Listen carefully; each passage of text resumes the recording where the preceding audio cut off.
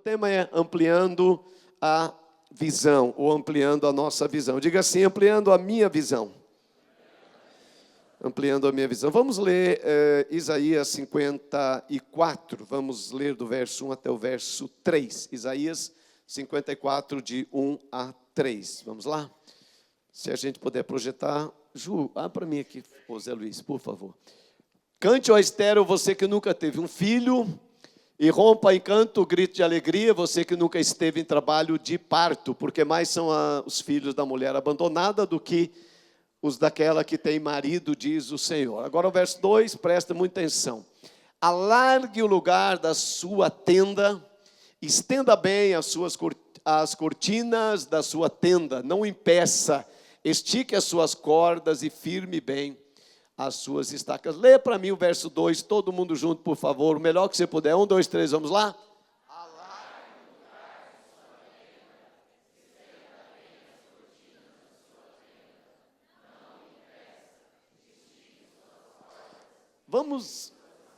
Vamos ler mais uma vez, né? Eu acho tão bonito vocês lendo juntos, muito, muito bonito. Não me lembra nada do tempo que eu ia na missa, porque eles liam mais desanimado. Vocês leem muito bem. Vamos lá de novo. Presta atenção no que você está lendo. 1, 2, 3. Alargue.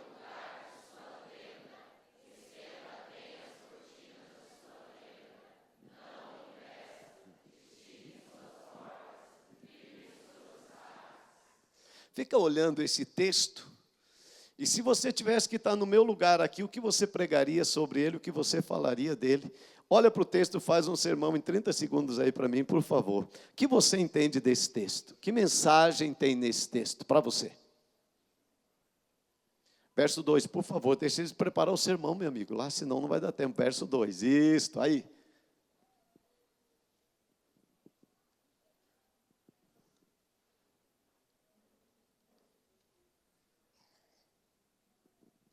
Sumiu de novo. Isso, obrigado. O inimigo está usando aí para você não preparar seu sermão, viu? Vamos lá. Alargue o lugar da sua tenda. Estenda bem as cortinas da sua tenda. Não impeça, estique as suas cordas. Firme bem as suas estacas. Vamos ao próximo agora. Pois você se estenderá para a direita e para a esquerda. Seus descendentes desapossarão as nações e se instalarão em suas cidades abandonadas. Ok, até aí. Deixa eu te fazer uma pergunta. Qual é a sua visão para o seu futuro? Qual é a sua visão para o seu futuro? Como é que você, também posso fazer de uma outra maneira, como você imagina o seu futuro? Ontem foi muito interessante no Clube do Tempo, né, para dirigir a reunião junto com as pessoas que estavam lá. Pintaram o meu cabelo de branco, mais do que é, bem branquinho. E aí eu fiquei olhando no espelho. Esse é meu futuro. Esse é meu futuro. Esse é o seu futuro também. Esse é o nosso futuro. Como você ficaria de cabelinhos brancos, hein? E você, irmã, sem a tinta no cabelo, como ficaria? Brincadeira. Como é o nosso futuro? O que você pensa do seu futuro? Como é que você imagina o seu futuro? Futuro a gente constrói. Ontem alguém me encontrou no Clube do Tempo e falou assim, pastor, você é muito... Ele usou o termo assim, mas eu entendi o contexto. Ele falou, você é muito esperto. Eu falei, por quê? Ele disse, porque você sabe que você vai ficar velho e já está preparando um bom lugar para você viver. Eu falei, isso mesmo. Futuro a gente prepara. Algumas pessoas não preparam o seu futuro e elas são surpreendidas naquilo que elas encontram lá no futuro. Mas um bom futuro a gente prepara, a gente sonha. Então isso tem a ver com visão, né? A visão, ela fala do meu futuro. Diga assim, a visão fala do meu futuro. Mas muito interessante, né? Que às vezes não entendemos, né? E não disponibilizamos de tempo para desenvolver a nossa visão. Mas hoje de manhã eu quero falar um pouquinho sobre isso, né? Como você, né, vê o seu futuro, seja pessoal, seja familiar. Como é que você vê a sua família no futuro? Como é que você imagina a sua família no futuro? Como é que você imagina, né, a sociedade aonde você vive? Como vai ser? Eu fico pensando muito, como vai ser o futuro do Brasil?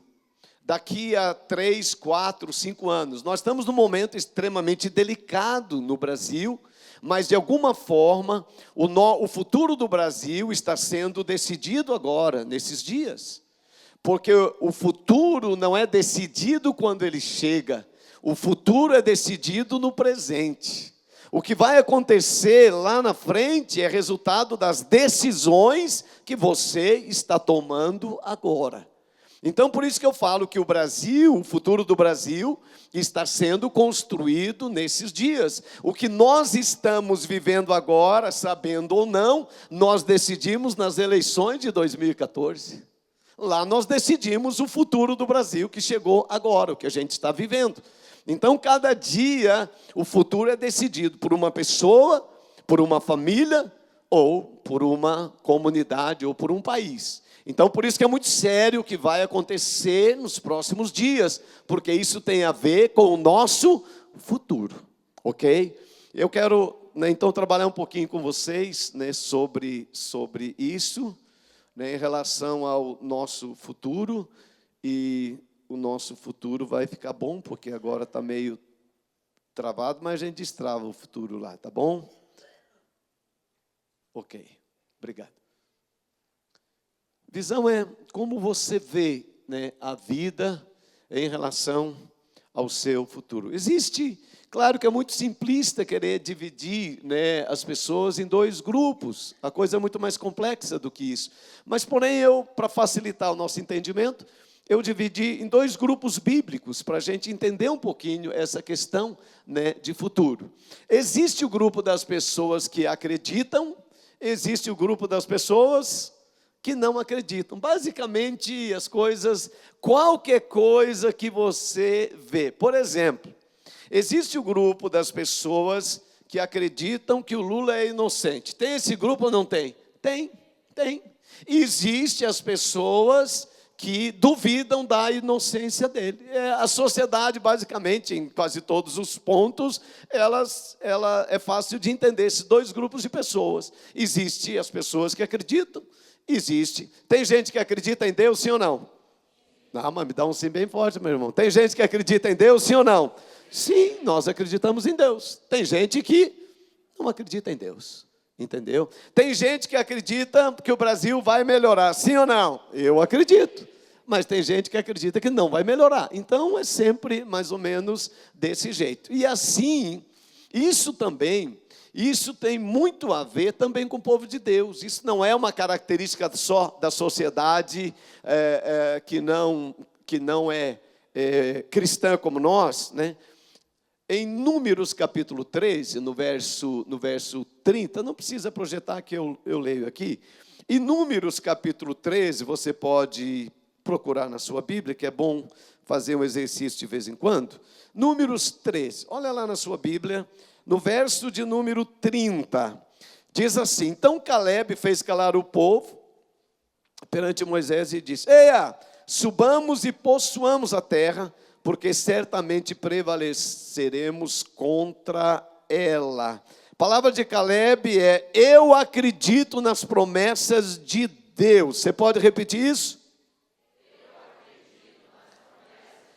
Esse é o grupo das pessoas que acreditam. Caleb acreditava nas promessas de Deus.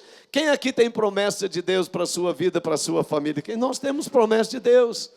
Então nós somos daqueles que acreditam nas promessas de Deus. Eu acredito nas promessas de Deus. Deus havia dito a eles: olha, tem uma terra prometida, é uma terra boa. E Caleb disse: Deus falou, está falado. Porém, dentro do mesmo grupo de líderes, príncipes em Israel, era a liderança nata, top. No verso 31 tem o outro grupo. E outro grupo diz assim: porém, os homens que com eles tinham subido disseram: não poderemos subir contra aquele povo, porque é mais forte do que nós. Ainda que Deus tenha prometido, não vai dar para a gente. É aquele grupo de pessoas, não, para a gente não dá, nós não vamos conseguir. São as pessoas que duvidam. Em qual dos dois grupos você gostaria de estar? No grupo de Caleb ou no grupo dos 10 que duvidam? Eu queria estar no grupo de Caleb. Eu queria estar. Mas de vez em quando me acho no grupo dos outros 10. Mas eu gostaria de permanecer no grupo de Caleb, das pessoas que acreditam. Às vezes eu fico pensando, Deus, o que é mais fácil, acreditar ou duvidar? O que é mais natural para a gente? Duvidar. Não é fácil permanecer no grupo de Caleb. E eu te falo, né, que acredito que é possível permanecer lá, mas não é uma coisa muito fácil. Mesmo depois, quando Jesus ressuscitou, esses dois grupos continuam em evidência. Jesus ressuscita, aparece algumas vezes, os discípulos de Emaús reconhecem que Jesus ressuscitou, mas Tomé, diga assim, mas Tomé é demais. Tomé diz, eu não acredito. A única chance é pela razão. Se eu ver, ainda tem uma chance, mas se eu não ver, eu não acredito. O tipo crente Tomé tem bastante na igreja. Se ele vê, ele acredita. Mas só pela visão ele tem dificuldade de enxergar as coisas. Mas quando ele vê, por exemplo, vocês podem acreditar que essa grande propriedade que nós estamos, Deus deu para Shalom, sim ou não? Estamos vendo.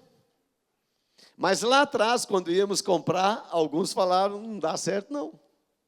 Agora está fácil da gente acreditar, nós estamos vendo. Mas quando a gente não vê, é um pouco mais difícil.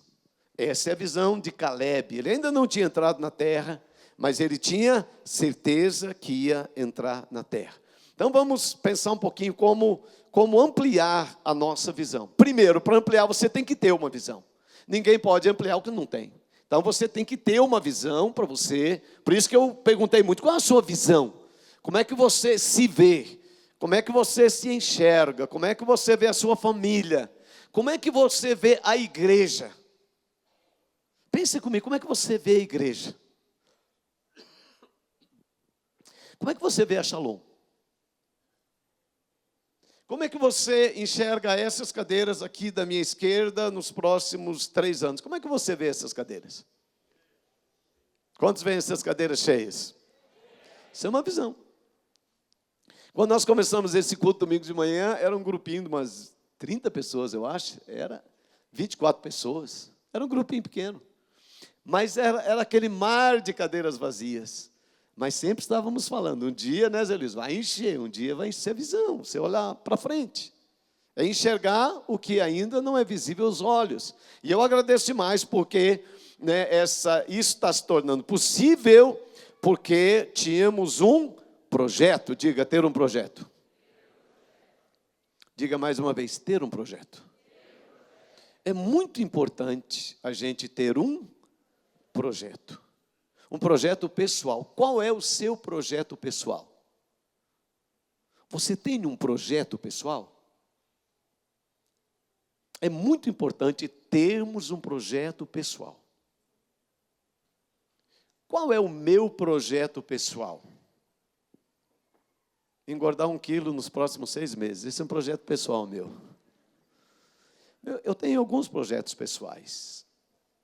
Um projeto pessoal que eu tenho é trabalhar para Jesus enquanto eu tiver forças, ou até que Ele venha. Eu não penso em parar, eu não tenho um projeto de aposentadoria. Claro, pago, INSS, essas coisas, mas eu não tenho um projeto de parar. Tem pessoas que têm um projeto de parar. Eu tenho um amigo meu, um pastor muito querido, ele fez um projeto de parar aos 60 anos. E ele já vai parar, talvez, agora nos próximos dias, porque o projeto dele é parar. Eu não tenho projeto de parar. Você tem projeto de parar? Eu não tenho. Meu projeto é de continuar, pretendo trabalhar muito para Jesus, né? Esse é meu projeto pessoal. Eu tenho um projeto de plantar 100 igrejas, esse é um projeto. Por que eu não posso parar? Porque eu quero plantar 100 igrejas. E cada igreja com 1.000 pessoas, 100.000 pessoas. Esse é meu projeto, tem que trabalhar. Quem tem projeto, trabalha. Quem não tem projeto, dá desculpa. Entendeu? Né? Por exemplo, um estudante que não tem projeto. Ele vai à aula, mas aí, como ele não tem projeto, ele começa a matar a aula. E aí ele começa a dar desculpa. A escola é ruim, o professor não veio, né? Não adianta mesmo, o ano que vem eu estudo de novo. E aí começa, quem não tem projeto dá desculpas. Mas quem tem projeto não dá desculpa porque ele sabe aonde ele quer chegar. Então, ter um projeto é uma coisa muito importante, muito importante. Projeto tem a ver com visão, com objetivo, com construção. Eu reuni nesses dias, né, os pastores para falar de projeto. Esses são alguns dos meus projetos pessoais, mas eu tenho projeto de família também. Qual o seu projeto de família? Alguns já cumpriram, outros têm que cumprir. Um dos projetos que eu tinha de família era que as 3 meninas formassem na universidade. Isso é um projeto. E pensa num projeto custoso. Em momentos que parece que não ia dar para continuar executando o projeto. Por várias razões. Para entrar na universidade tem que fazer vestibular. E vestibular não é uma coisa tão fácil. Então o projeto teve momentos de muita dificuldade. Depois, dificuldades financeiras para manter esse projeto. Mas quem tem um projeto tem uma visão do futuro e é forte no presente. Ele suporta as angústias do presente por causa do projeto. Ele tem um projeto, ele sabe onde ele quer chegar. Então esse era um projeto particular meu. Eu quero que as 3 meninas formem na universidade. Quantos, eu posso falar agora de manhã, provavelmente esse era um sonho de todos os pais que estão aqui.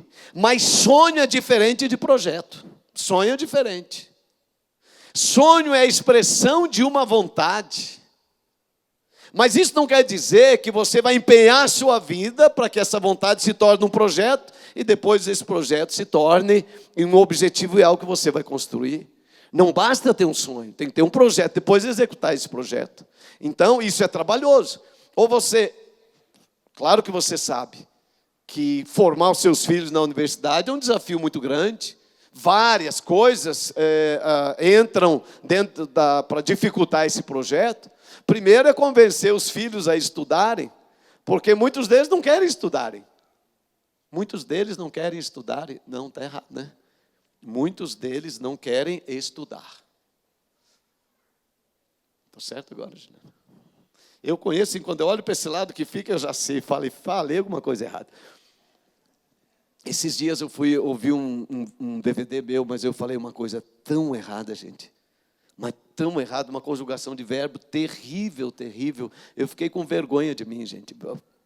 Me ajude, se você perceber, manda no final do culto o bilhetinho para mim, eu fico agradecido, viu, irmãos? Porque a gente fala tanto. O importante é a unção. Obrigado, irmão, isso me ajuda demais. Né? Me ajuda muito, obrigado. É verdade. A gente não pode parar de falar, né? Mas tem um projeto de melhorar meu português também, né?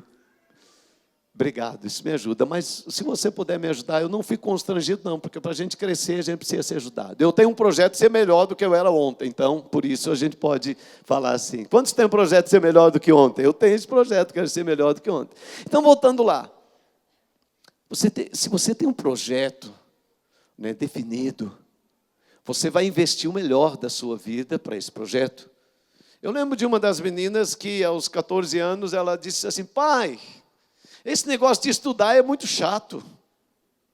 E eu falei: eu concordo. E ela disse: pai, a gente tem que estudar para o senhor ficar feliz? A conclusão era boa. Eu falei: também, minha filha, mas lá na frente, você também vai ficar feliz.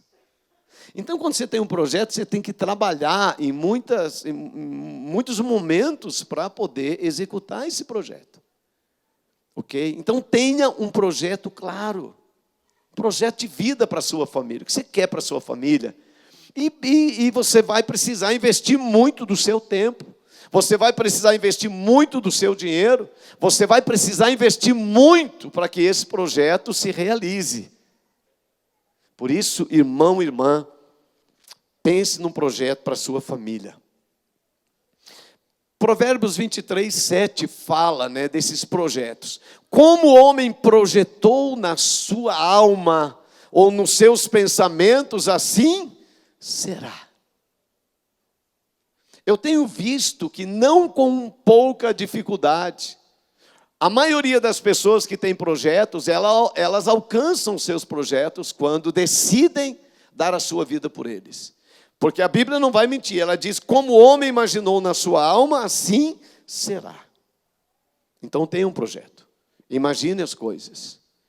Eu sempre imaginei,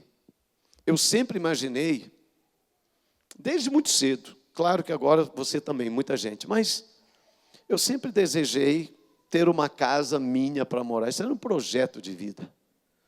Eu era jovenzinho e eu falei, eu vou comprar uma casa, eu vou ter minha casa. E, graças a Deus, eu sei quantos tiveram esse projeto já tem sua casa. Levanta a sua mão e diga, glória a Deus. É um projeto caro, não é verdade? Exige demais da gente. Mas é um projeto de vida.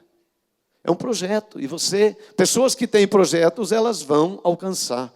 Eu creio em nome de Jesus. Tenha um projeto. Eu tenho algumas coisas assim, muito fortes dentro do meu coração. Salmos 37, 4 diz, agrada-te do Senhor e Ele satisfará os desejos do seu coração. Neemias era um homem que tinha um projeto, eu vou construir os muros. Quando você tem projeto, você tem linguagem, você tem autoridade, gente vai te ajudar a realizar esse projeto.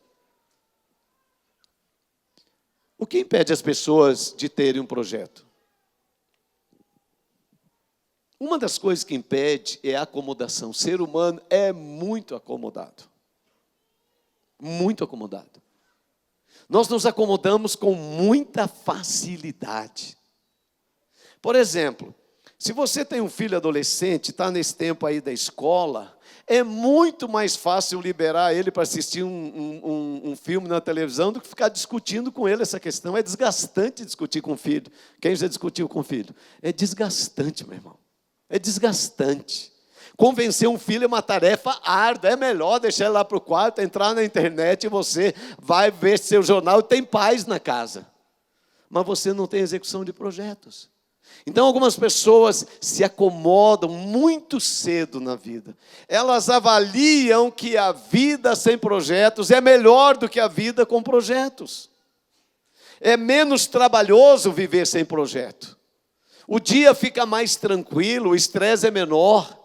Então a pessoa se acomoda naquilo que ela está. Comodismo, diga assim, comodismo é inimigo de projetos.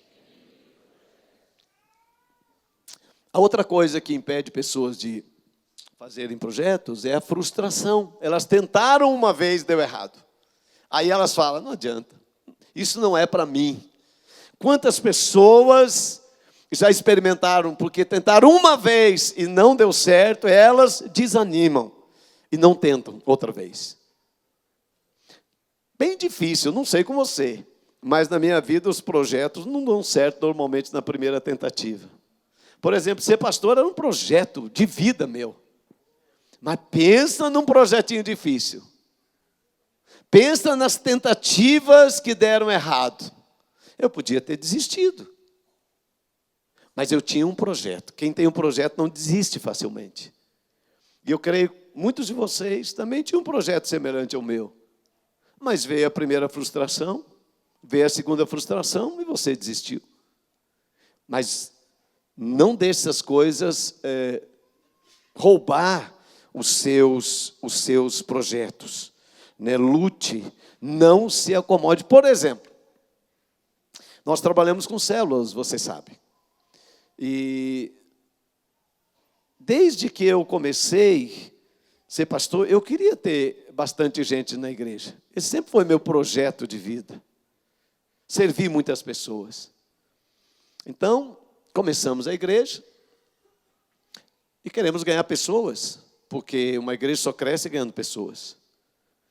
E o primeiro casal, você sabe dessa história, só se você é novo aqui, você não sabe. Vou te contar de novo. Para quem já sabe e para quem não sabe, vou contar a primeira vez. Nós ganhamos um casal. Primeiro casal que eu preguei e converteram na igreja. Pensa num casalzinho de primeira. Bem pentecostalzinho, assim, daqueles bem ungidinhos, dava aleluia alto, e eu estava feliz demais. Falei, olha, agora eu sou pastor, já converteu e a coisa vai. Ia batizar o casal. Primeiro fruto. Veio um amigo, e falou assim para esse casal: se você dá glória a Deus, irmã, não pode cortar o cabelo. Porque o glória a Deus é para a gente que não corta o cabelo. Pôs uma interrogação na cabeça da irmã. E aí falou para o irmão: quem dá glória a Deus tem que estar no púlpito, não pode estar na cadeira. Nossa visão de células é do jeito que tem que estar no púlpito. O que você acha que aconteceu? Menos de um mês depois, esse casal deixou a nossa igreja, para a irmã deixar crescer o coque na outra igreja e para ele pregar no púlpito. Perdi. Isso poderia desanimar, porque isso frustra. Mas vamos começar de novo. Hoje eu tenho um monte de irmã que não tem coque, mas o cabelo dá para fazer um coque se quiser. Tem muita gente. Começamos célula. Hoje é um sucesso. Mas foram 10 anos para fazer 12 células. Pensa quanta frustração. Pensa quanta gente desanimando. A frustração não pode matar o seu projeto. Quando nós compramos o terreno para vir para cá, num sábado à tarde, só num sábado à tarde, 5 famílias foram lá em casa para falar: pastor, estamos deixando a igreja. Nós não vamos com você nesse projeto. 5, numa tarde só. Pensa numa frustração, gente. Mas quando você tem um projeto, o projeto te sustenta.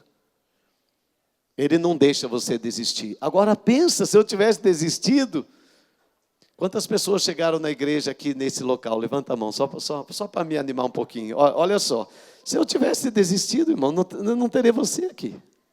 Não teria o privilégio de ter conhecido você. Olha para o irmão e diga: não desista do seu projeto, meu irmão, não desista, que tem muita bênção lá na frente. Então tenha um projeto claro na sua vida. Defina o projeto que você quer. Não deixe a frustração desanimar você. Nós tínhamos um projeto, de 1000 células. Chegamos em 1000 células, 2014. Gente, estava feliz demais. Quantos ficaram felizes comigo? Gente, estava feliz, 1000 células. O que aconteceu? Chegamos lá e agora baixou. O ano passado baixou célula, líder desistiu, gente entregou. Porém, nós temos um projeto. Eu reuni com os pastores esses dias, reuni com liderança de distrito, vou reunir com o supervisor semana que vem. Gente, eu estou animado de novo, diga glória a Deus. Vocês gostariam de um pastor que não tivesse projeto? Vocês gostariam de ter um pastor desanimado e frustrado? Eu falo para vocês, eu também não gostaria de ter um povo desanimado e frustrado. Não gostaria, e eu sei que vocês não são. Como nós temos um projeto, o que vai acontecer? A gente vai trabalhar mais um pouco. Eu fui numa célula na sexta-feira passada, mas eu voltei animado demais daquela célula. Pensa numa coisa. Eles querem multiplicar aquela célula em 8. E vão conseguir, Lourenço. Vai conseguir. Mas eu voltei animado demais.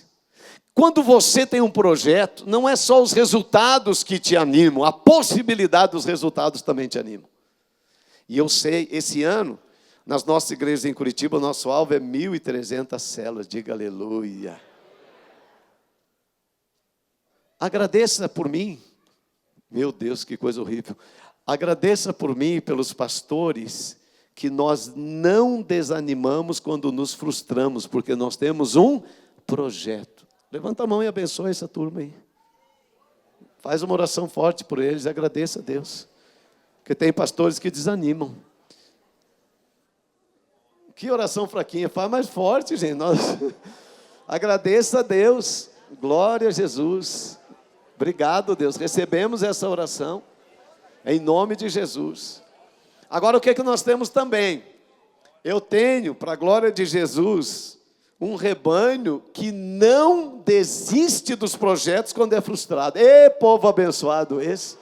Pastores, agora estendam as mãos e abençoe. Pai, nós abençoamos, esse povo é demais. Eles têm um projeto claro, Senhor, mesmo na dificuldade eles não desistem.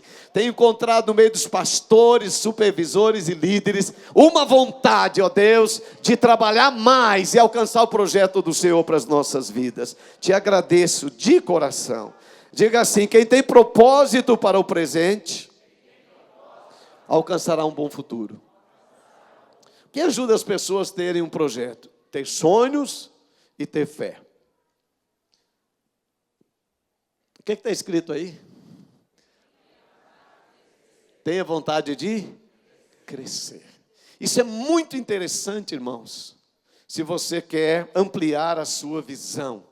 Deixa eu começar pelo material que é mais fácil. Quantos gostariam que seu salário crescesse? Eu nem olho para o lado dos pastores quando eu falo isso, que eles levantam as duas mãos, né? Então, não, vocês viram que eu nunca olho para aquele lado. Não olho quando falo sobre isso. Gente, isso é natural do ser humano, né? De querer que as coisas acerca da sua vida não fiquem paradas. Eu desejo, quantos querem ver o Brasil crescer, voltar a crescer? Diga em nome de Jesus, vai crescer. O Brasil precisa voltar a crescer. Nós queremos que o Brasil cresça. Quantos de vocês têm vontade que a Shalom cresça? Diga, eu quero ver a Shalom crescer. Eu quero ver. Deixa eu olhar de novo, porque eu vi gente olhando para baixo, não olhou. Vamos lá. Quantos querem ver a Shalom crescer? Diga, eu quero ver a Shalom crescer.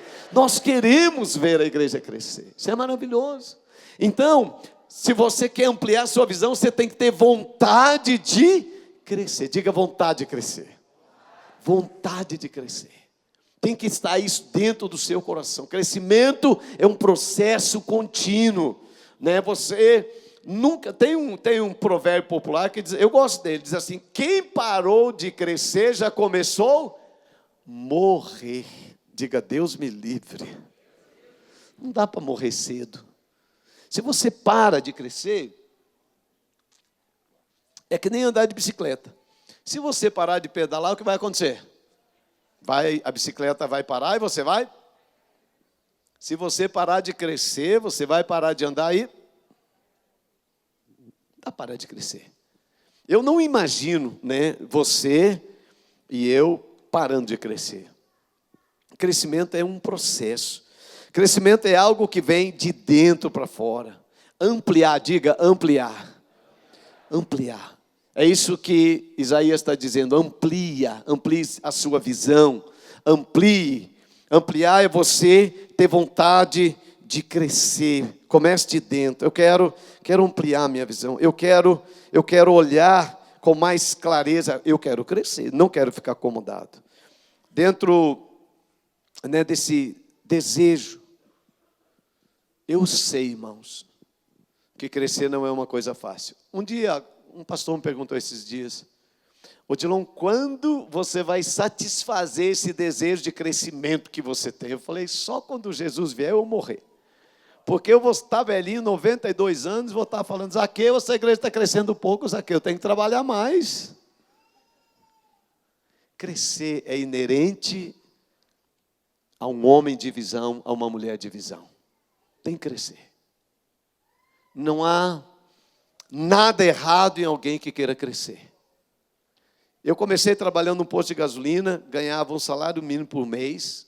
Eu falei, mas eu não vou passar a vida toda ganhando um salário mínimo por mês. Não vou.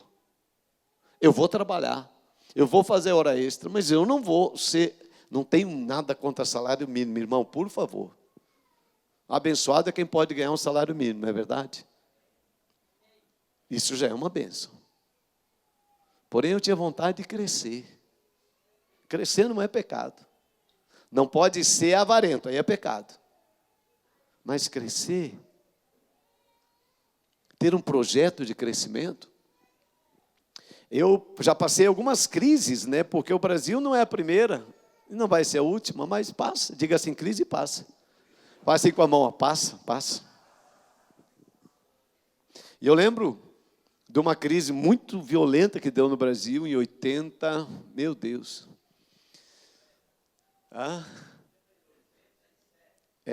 Foi 82, 87, 89. Mas eu lembro da crise.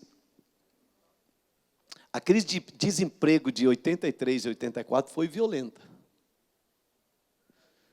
Mas foi o melhor tempo da minha vida. A crise nunca é para todo mundo, irmão. Dá essa notícia para quem está do seu lado. A crise nunca é para todo mundo. Diga isso, a crise nunca é para todo mundo. Tem pessoas que no meio da crise, elas crescem. Você pode crescer no meio da crise, basta que você queira crescer. Eu vou te dar uma notícia boa. Você sabia que no Brasil está um dos melhores momentos para a gente comprar imóveis, que os imóveis estão, né, Valmir? Estão baixando, tá bom para fazer negócio, irmão. Eles parcelam em muitas vezes. Tá bom para fazer negócio. Então a crise não é para todo mundo. Eu quero que vocês orem muito. Orem muito.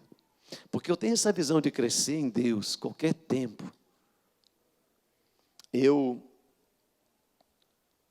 não sei se é de Deus, né? Mas pode ser. Eu já falei para vocês que o vizinho lá do lado ofereceu o terreno para a gente. E todo mundo me disse, pastor, está em crise. Eu também disse para mim mesmo, está em crise. Mas parece que ele vai dar 3 anos para a gente, pode pagar o terreno em 3 anos. Isso é por causa da crise, irmão. Porque se não tivesse crise, tinha que pagar logo, mas quando tem crise, não tem dinheiro, pode pagar um pouco agora, outro pouco, em 2000 e quanto, Joel? 2017, outro 2018. Aí termina.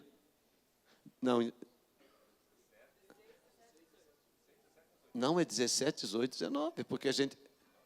Não é isso? Daqui um ano vai ser 2017, estou certo? Aí, 2019? Até 2019 nós vamos estar ricos, irmão. Já aconteceu muita coisa. E eu estou falando com a minha equipe, depois eu vou falar com vocês. Deixa as coisas caminhar mais um pouquinho.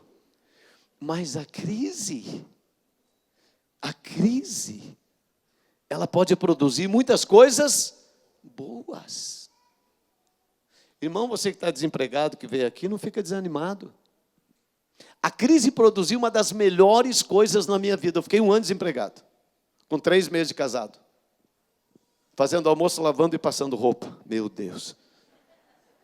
A crise produziu o melhor tempo na minha vida, foi na crise. Foi nesse tempo de crise, que eu não tinha o que fazer, que eu fui orar, Deus me disse, meu filho, sai dessa terra e vai para Curitiba. Eu vim para Curitiba, porque eu estava desempregado, não recebia salário de diarista. Não é como agora, que tem carteira registrada, não recebia salário. No meio daquela crise, eu cheguei com um caminhãozinho, minha mudança em cima de um caminhão aqui. Crise, meu irmão. Tinha emprego para ninguém.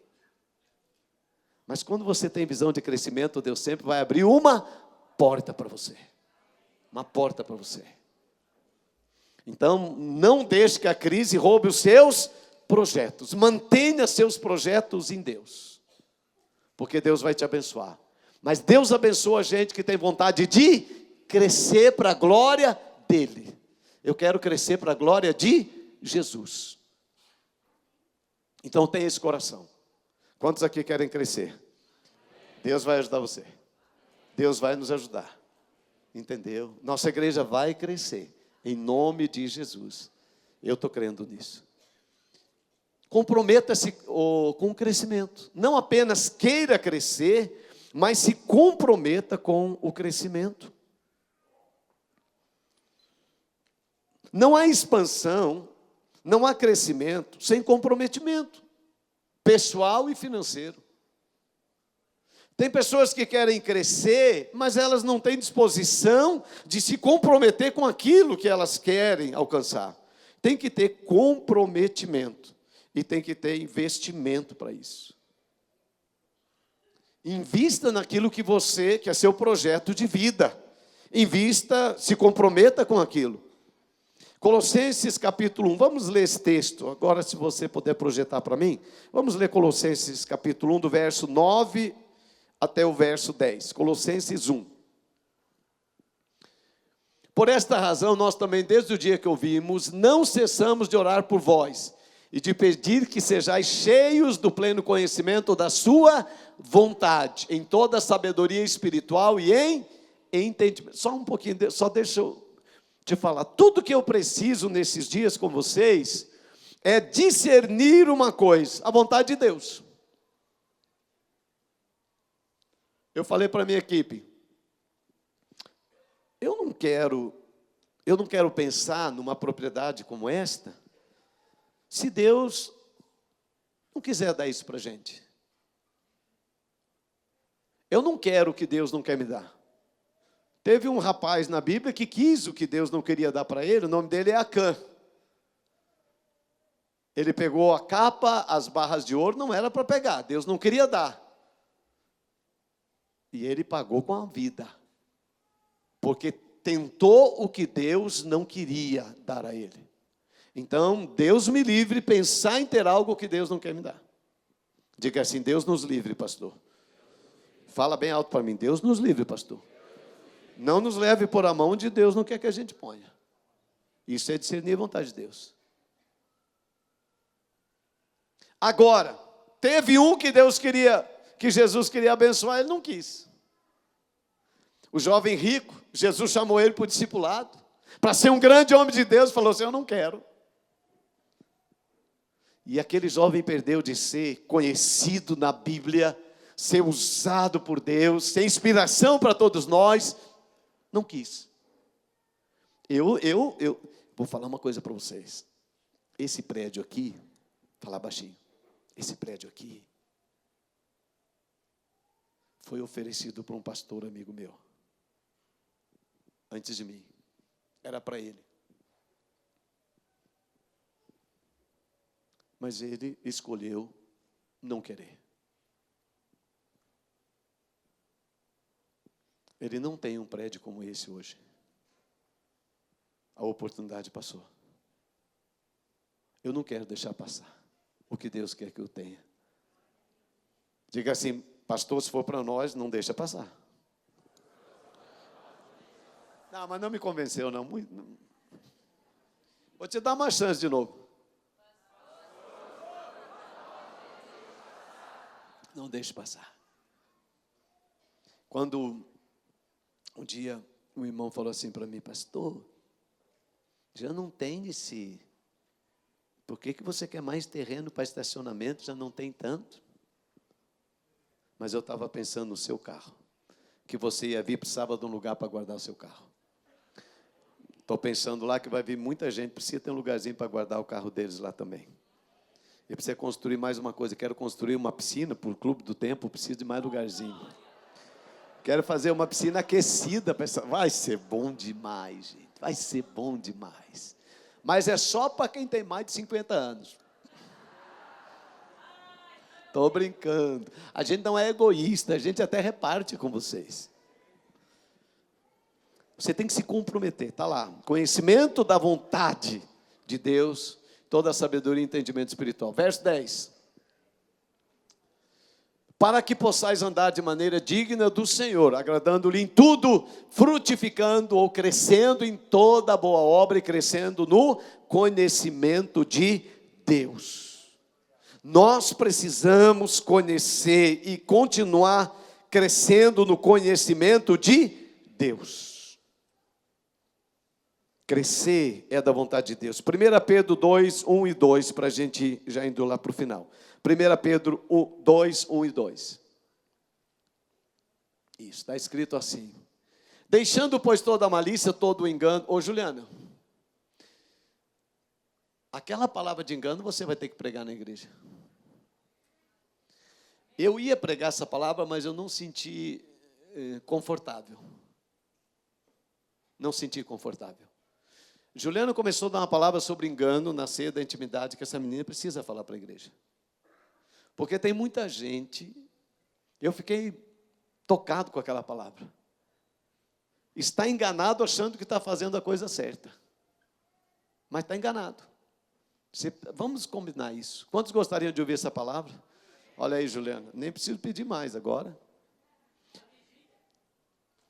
Deixando, pois, toda a malícia e todo o engano e fingimento, invejas e toda a maledicência. Verso 2. Desejai com meninos recém-nascidos o puro leite espiritual, a fim de que por ele crescerdes para a salvação. Diga assim, crescer. Crescer. Queridos, eu creio que a vontade de Deus é que a gente amplie a nossa visão. Precisamos, você precisa, nós precisamos ampliar a nossa visão.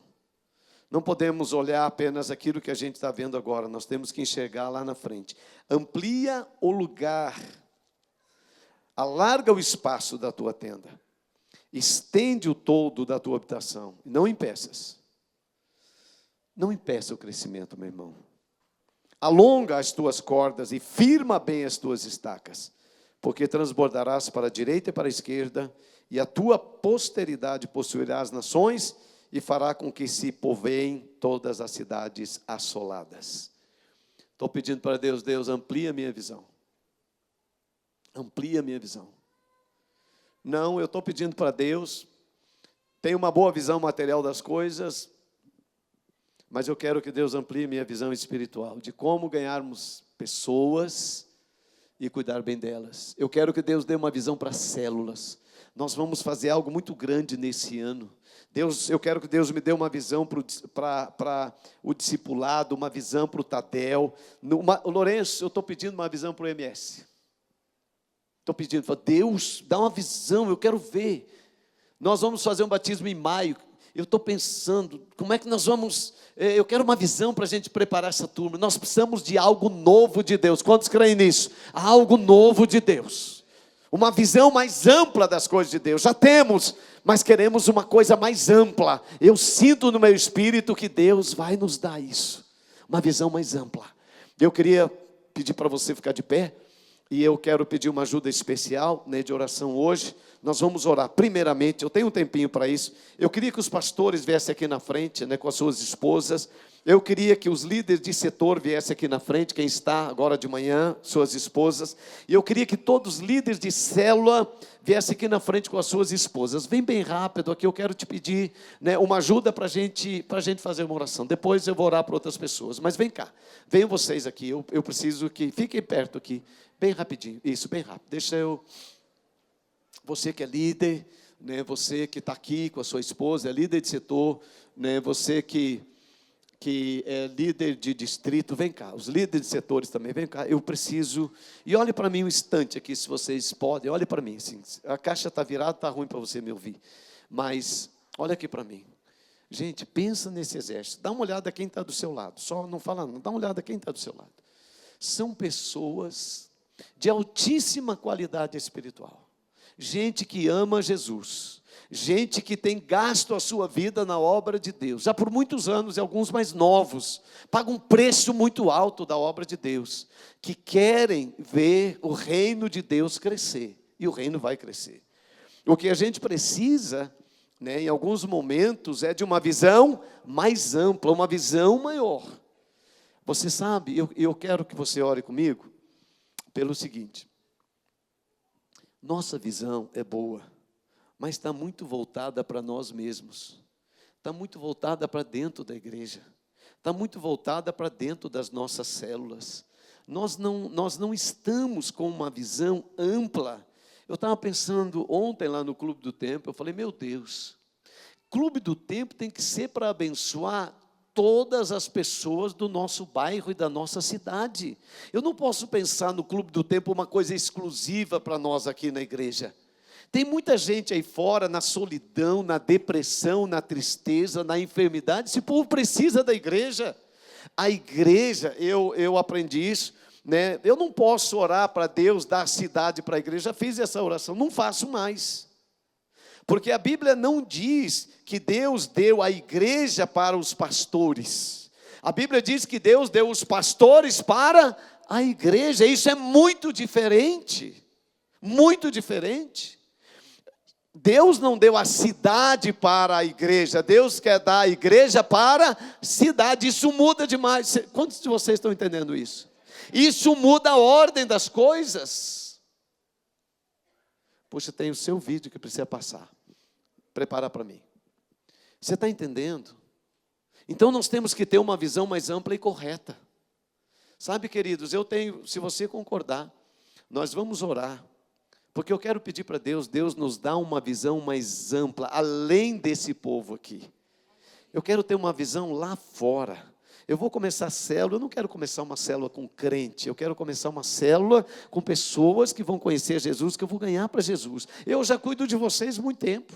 Agora eu fui chamado para servir a cidade. Eu não fui chamado apenas para servir a Shalom. Diga assim, eu fui chamado, diga bem bonito, eu fui chamado para servir a cidade de Curitiba. Nós fomos dados para a cidade de Curitiba. Isso vai mudar a nossa visão, vai ampliar a nossa visão de como nós vamos ver as coisas. Eu cuido muito dos líderes no Tadel, essa coisa. Mas eu estou com umas ideias aí, eu vou repartir com vocês. O negócio está bom, vai ficar bom. Porque quando o Espírito Santo vem, ele amplia a visão da gente. A gente passa a ter um propósito, a gente persegue, a gente chega lá com ajuda. Veja esse vídeo, dá uma olhadinha e nós já vamos orar. Eu não posso deixar, isso aqui aconteceu com gente aqui da igreja. A artista está aqui na frente, ela dá autógrafo depois. Bora lá? Eu fui para um encontro de mulheres e coloquei diante de Deus todos os meus sonhos. E o último que faltava era a minha carteira de motorista. Deus colocou no meu coração de novo o desejo de ir atrás, de pagar o preço mesmo para ter a carteira no final do ano passado. E eu me dediquei, fiz as aulas tudo certinho e fiquei muito ansiosa. E daí no dia do teste, fiquei muito nervosa. E começou a me dar uma crise de tremedeira que eu nunca pensei que eu fosse tremer daquele jeito na minha vida. Então, quando a gente chegou no Detran de novo, que eu tinha o meu fiozinho de esperança que ele fosse falar: ah, não, ela deixou morrer, mas tudo bem, né? Vou passar. Daí ele olhou pra mim e falou: olha, me perdoe, moça, você dirige muito bem.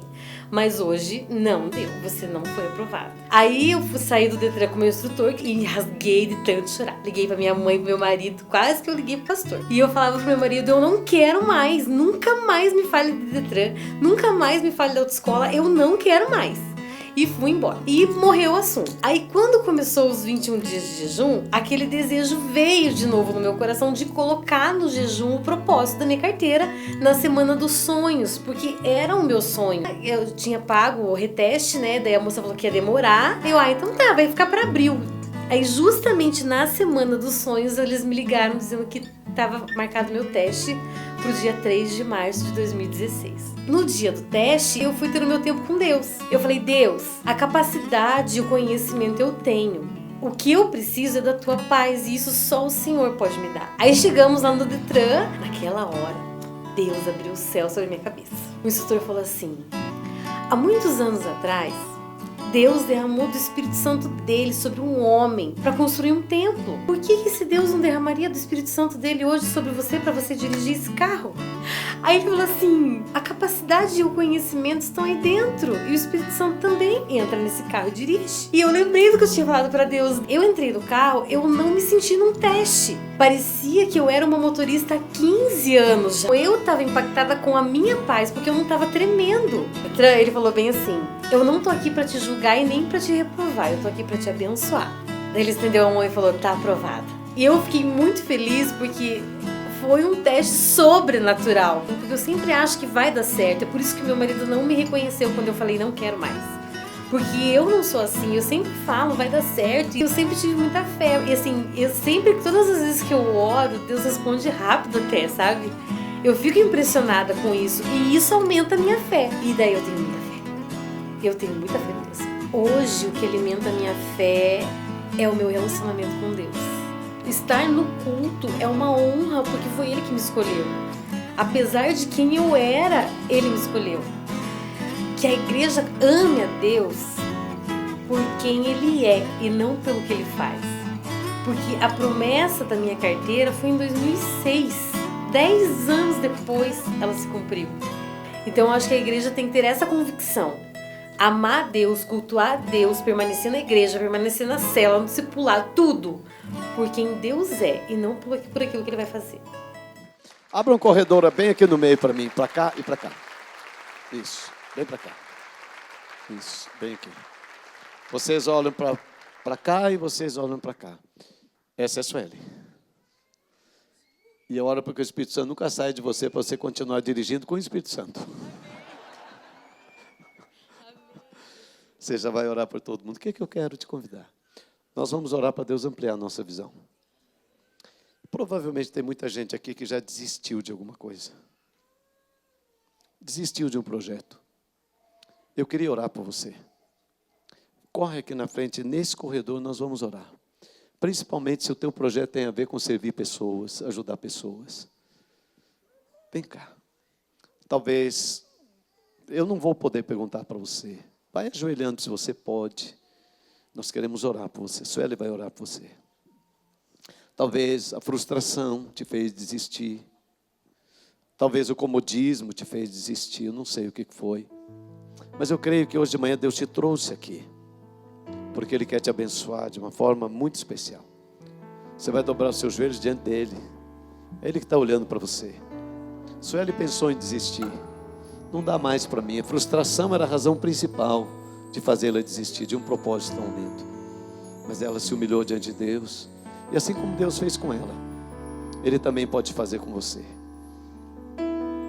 Estenda a sua mão, você que está aqui na frente, igreja, estenda a sua mão para cá. A Sueli vai orar abençoando essas pessoas.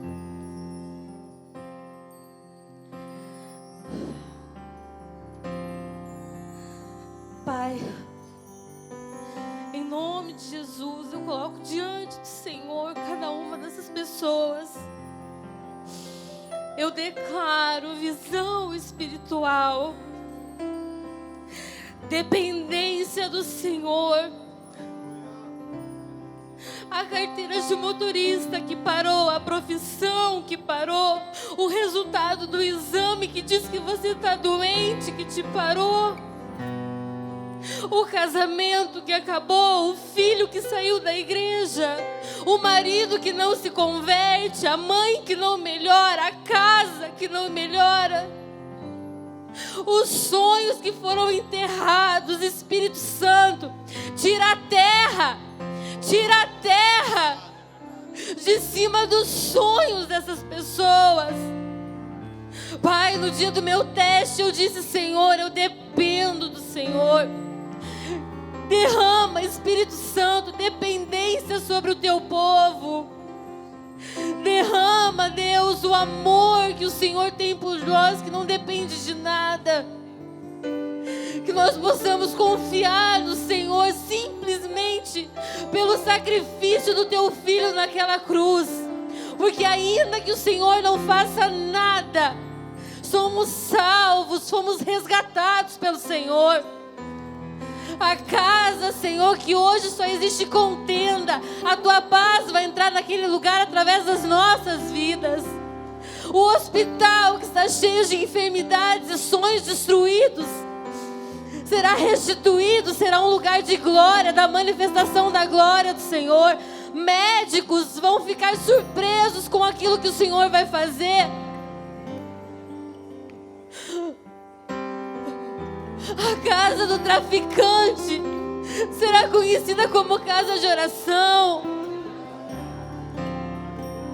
Aquele que roubava não vai roubar mais, porque vai te conhecer através das nossas vidas. Aqueles a quem o Senhor vai dar condição financeira abençoarão os outros irmãos, porque aquilo que o Senhor tem nos dado não é nosso, é teu. Volta para o Senhor, é para o teu reino, é para a tua glória. Eu abençoo, Senhor, declaro sonhos restaurados, sonhos restituídos, realização de sonhos, filhos firmes na tua casa, por quem o Senhor é. Independente daquilo que o Senhor vai fazer ou não, o Senhor é o nosso Deus. E que haja em nós reconhecimento do teu sacrifício, Pai. Em nome de Jesus, Senhor. Sonhos, Pai. Sonhos, Pai querido. Coloca os teus sonhos no nosso coração, o teu propósito no nosso coração. Eles não se perdem. Eles não morrem, Pai querido. Em nome de Jesus, eu abençoo cada um aqui com a mesma fé, Pai, que o Senhor restaurou dentro de mim, Pai. Que essa mesma fé seja derramada de uma forma sobrenatural sobre a vida de cada um que está aqui, independente de estar aqui na frente ou aí na cadeira. Você que ficou sabendo que você ainda tem um sonho que precisa se realizar. Você que não veio aqui na frente porque acha que é futilidade, que é perda de tempo e ficou aí no teu lugar. Não se preocupa, porque o teu Deus vai fazer, independente de você ter se movido ou não. Ele vai fazer, porque a misericórdia dele se renovou nessa manhã sobre a tua vida. Eu abençoo, em nome de Jesus, eu abençoo a vida do pastor Odilon. Graça, graça, graça, graça. Graça, graça. Deus que não é Graça do Senhor, a graça do Senhor, visão de águia, visão de águia, vai chegar além, em nome de Jesus. Mas tua palavra vai se cumprir. Deus de aliança, Deus de promessas, Deus que não é homem pra mentir. Tudo pode passar, tudo pode mudar, mas tua palavra vai se cumprir.